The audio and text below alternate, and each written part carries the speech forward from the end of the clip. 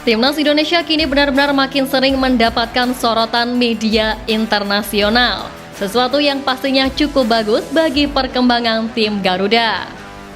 Hal ini tentu berarti bahwa kita sekarang udah nggak dipandang sebelah mata lagi. Tentu saja yang paling menyita perhatian adalah dampak keberadaan pemain diaspora yang dinilai mampu mengangkat level permainan timnas secara umum. Dan setelah beberapa media besar seperti 433, Football Premier, ESPN, kali ini sorotan datang dari media ternama Inggris The Athletic, di mana media tersebut secara khusus menyoroti keberadaan Miss Hilgers dan Eliano Reinders yang dinilai akan membuat peluang Indonesia di ronde ketiga kualifikasi ini semakin besar. Tapi di balik sorotan positif dari media internasional, justru tokoh-tokoh tanah air menyuarakan ketidaksukaannya pada kehadiran para pemain keturunan. Mulai dari Bung Toel, Anjas Asmara, Peter Gonta, dan bahkan tokoh politik Rocky Gerung ikut mengkritik program naturalisasi Timnas Indonesia. Menurut Rocky Gerung, fenomena ini cukup sekedar euforia, bahkan disebutnya bahwa ini seperti penipuan terhadap sensasi yang dirasakan oleh para supporter. Ya, ada naturalisasi tentu, ya ada sesuatu yang tidak fit and proper dengan prinsip-prinsip patriotisme itu. Kritikan ini lantas dijawab langsung oleh pandit sekaligus pengamat sepak bola Indonesia Coach Justin dengan mengatakan fakta bahwa apa yang dilakukan PSSI era Erick Thohir ini adalah permintaan dari rakyat. Gimana enggak? Rakyat Indonesia kan pastinya pengennya hasil apik yang timnas bawa. Makanya Sintayong sebagai pelatih kepala kini dibebani untuk membawa prestasi gimana pun caranya. Nah, kalau Sintayong cuma melihat materi dari pemain Liga 1, ya mungkin agak susah untuk berkembang. Makanya dengan menghadirkan pemain keturunan, ya terbukti prestasi skuad Garuda meningkat pesat, bahkan sampai Roberto Mancini mengaku bahwa timnas Indonesia tidak layak untuk berada di ranking ke-133 dunia. Nah, ini kan yang rakyat inginkan? Sebenarnya mayoritas rakyat Indonesia penggemar bola meyakini bahwa prestasi adalah sebuah proses. Kritikan dari segelintir oknum pembenci Sintayong dan pemain keturunan lah yang gak paham sama namanya proses dan bahkan tutup mata dengan apa yang telah diraih timnas Indonesia saat ini. Oknum seperti tokoh-tokoh tadi nantinya kalau udah lihat gimana Indonesia di masa mendatang, pasti ada saatnya kelabakan dan jadi mengakui prestasi tim merah putih. Ya, sama dengan Presiden Federasi Sepak Bola Thailand Nualpan Lamsam atau yang kita kenal Ma Dampang yang dulunya menganggap remeh kekuatan Indonesia dengan menyebut skuad Garuda nggak akan bisa menyaingi negaranya sebagai Raja ASEAN. Tapi kini Ma Dampang malah mengaku bangga dengan perkembangan positif yang terus ditunjukkan Indonesia.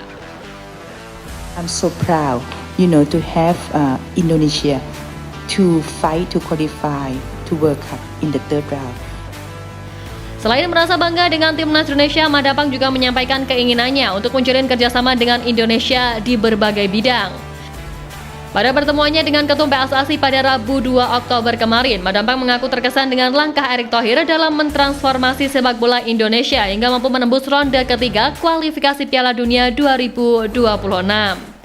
Selain itu, Ma Dampang juga mengaku iri karena Indonesia adalah negara di Asia yang dipilih Federation Internationally the Football Association atau FIFA untuk membangun kantornya di Indonesia. Erick Thohir sendiri menyebut pihaknya mentransformasi sepak bola Indonesia melalui pembenahan liga sebagai aset terbesar dan aset terpentingnya adalah timnas Indonesia. Dia mengatakan bahwa pemerintah, asosiasi dan FIFA membuat program transformasi dari sepak bola tanah air. Ya, emang nggak bisa dipungkiri, arah kekuatan sepak bola Asia Tenggara kini berpaling ke Indonesia. Bukti itu datang usai Indonesia mampu menunjukkan eksistensinya di sepak bola Asia dalam berbagai kelompok umur hingga senior.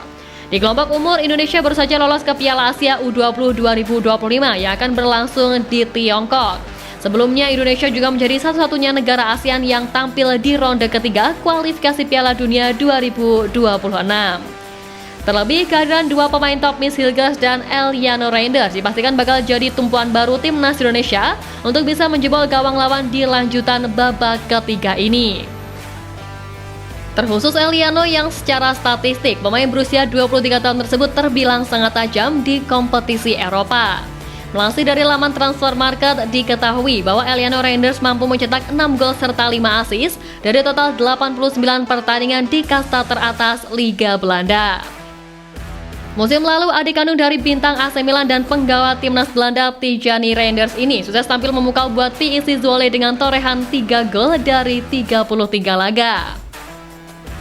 Ketambahan Eliano Reinders ini tentu membuat lini depan timnas Indonesia bakal dihuni oleh para striker yang total sudah mencetak 40 gol lebih di Liga Belanda. Sebab selain Eliano, ada Ragnar Oratmangun dan Rafael Struijk yang sama-sama punya statistik gol apik di kompetisi negeri kincir angin tersebut. Masih dari transfer market, diketahui bahwa Ragnar Oratmangun sepanjang karirnya di Belanda mampu mencetak 22 gol dari 219 pertandingan di semua level dan ajang. Sedangkan Rafael Struijk tercatat mampu mengemas 13 gol dari total 56 pertandingan selama masih bermain di Belanda. Namun berbeda dengan Ragnar Oratmangun dan Eliano Reinders, catatan gol Rafael Struijk hanya tercipta di level junior, yakni di kategori U19 dan U21. Dengan usia yang masih 21 tahun, potensi Rafael Struijk diprediksi masih akan terus berkembang di kemudian hari. Nah, kombinasi para striker kaya pengalaman di Liga Belanda ini tentunya diharapkan mampu membantu skuad Garuda kembali meraih poin di laga melawan Bahrain dan Cina di pekan depan nanti. Kabar baik lini depan skuad Garuda yang bakal semakin kuat ini sayangnya disusul kabar buruk dari lini belakang timnas. Pada Kamis 3 Oktober pagi ini, kiper utama tim Merah Putih Marten Pas dikabarkan mengalami cedera. Sang penjaga gawang berusia 26 tahun ini absen saat FC Dallas bermain di laga lanjutan MLS 2024 dengan menghadapi San Jose Earthquake pada Kamis 3 Oktober pagi tadi. Tidak ada nama Marten Pas dalam daftar tersebut dan FC Dallas mengonfirmasi bahwa sang penjaga gawang tengah mengalami cedera. Ini menjadi kabar buruk tentunya untuk timnas Indonesia yang memerlukan jasa Marten Pas untuk 2 laga lanjutan kualifikasi Piala Dunia 2026 pada Oktober ini. Apalagi sebelumnya Sintayong terpaksa mencoret Justin Hubner untuk pertandingan kontra Bahrain dan Cina karena sang bek juga tengah mengalami cedera. Semoga saja di laga pekan depan Pas telah pulih dari cederanya dan bisa ikut memperkuat skuad Garuda dengan maksimal. Ayo kita dukung terus timnas Indonesia demi kembali raih hasil positif di laga lanjutan babak ketiga ini.